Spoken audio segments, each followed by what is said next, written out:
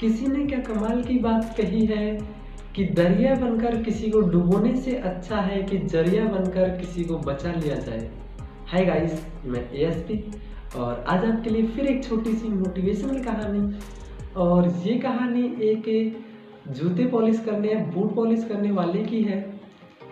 एक कमज़ोर सा, पतला सा और बीमार सा लड़का था जो रेलवे स्टेशन पर जूते पॉलिश करता था।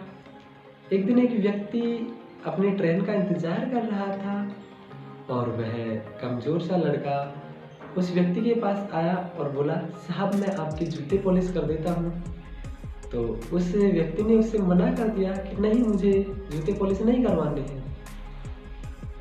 फिर वह लड़का वहाँ से चला गया, लेकिन थोड़ी देर बाद में वापस आया क्योंकि वह व्यक्ति वहीं खड़ा रहा कि ट्रेन नहीं आई थी।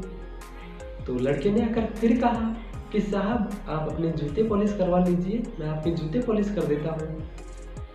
तो अब की बार उसे लगा कि थोड़ा कमज़ोर है, गरीब सा है, जूते पॉलिश करवा लेता हूँ मैं।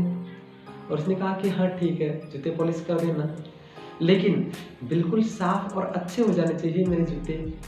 ऐसा कहकर मैंने उस लड़के से कहा तो वह कमज़ोर सा लड़का जूते पॉलिश करने लग गया। लेकिन उस कमज़ोर लड़के से जूते सही से पॉलिश नहीं हो रहे थे। तो मैं उसकी तरफ चिल्लाकर कहने लगा कि तुम्हें सही से जूते पॉलिश करने नहीं आते तो क्यों आते हो तुम यहाँ पर। और इतने में ही एक दूसरा लड़का आया और उसने कहा कि साहब कोई बात नहीं है, मैं कर देता हूँ इसकी जगह जूते पॉलिश। मैंने कहा ठीक है, कोई भी करो, लेकिन सही से और चमक आ जानी चाहिए जूतों में। और उस लड़के ने मेरे जूते पॉलिश किए, बिल्कुल एकदम चमका दिए थे। और अब जब पैसे देने की बारी आई तो मेरे दिमाग में आया कि भाई मुझे पैसे देने किसे चाहिए। तो मुझे लगा कि कमज़ोर वाले को देने चाहिए या जिसने अच्छे से जूते साफ़ किए उसे। लेकिन आखिर में मैंने सोचा कि इस लड़के ने मेरे जूते अच्छे से पॉलिश किए हैं और चमकाए हैं, तो मुझे पैसे इसी को देने चाहिए। और मैंने उस लड़के को पैसे दिए। लेकिन मैं क्या देखता हूँ कि जो वह लड़का था उन पैसों को ले जाकर उस गरीब और कमज़ोर लड़के को दे दिया। तो यह देखकर मुझसे रहा नहीं गया और मैंने उस लड़के को बुलाया कि तुम यहाँ आओ। तो वो लड़का यहाँ मेरे पास आया और मुझसे कहने लगा कि हाँ साहब क्या हुआ। तो मैंने पूछा कि भाई जूते पॉलिश तुमने किए थे और पैसे मैंने तुम्हें दिए थे, तुमने उसको ले जाकर क्यों दे दिए।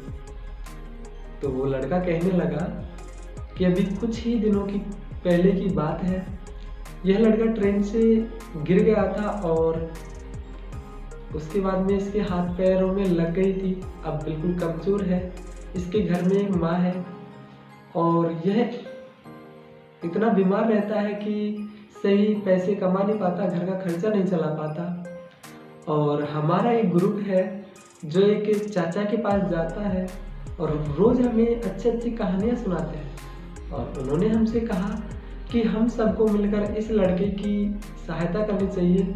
हमने इससे मना भी किया था कि तुम जूते पॉलिश मत करो, रहने दो, लेकिन यह इतना स्वाभिमानी है सर कि कभी मानता ही नहीं है।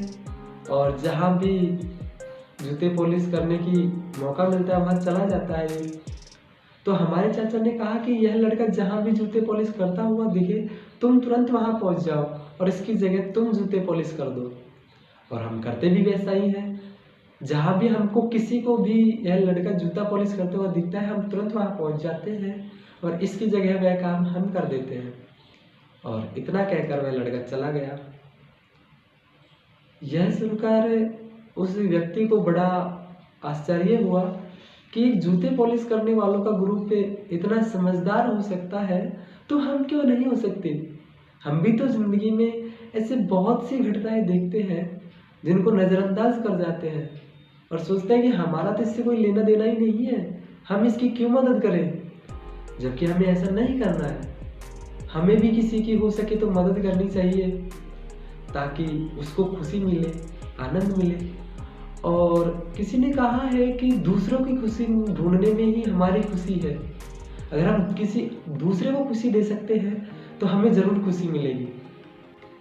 तो जहाँ पे आपको हो सके मदद कीजिएगा और फिर आखिर में वही कहूँगा कि अपने रिश्तेदार, मित्रों और परिवार वालों के साथ में कर दिखाइए कुछ ऐसा कि दुनिया करना चाहे आपके जैसा।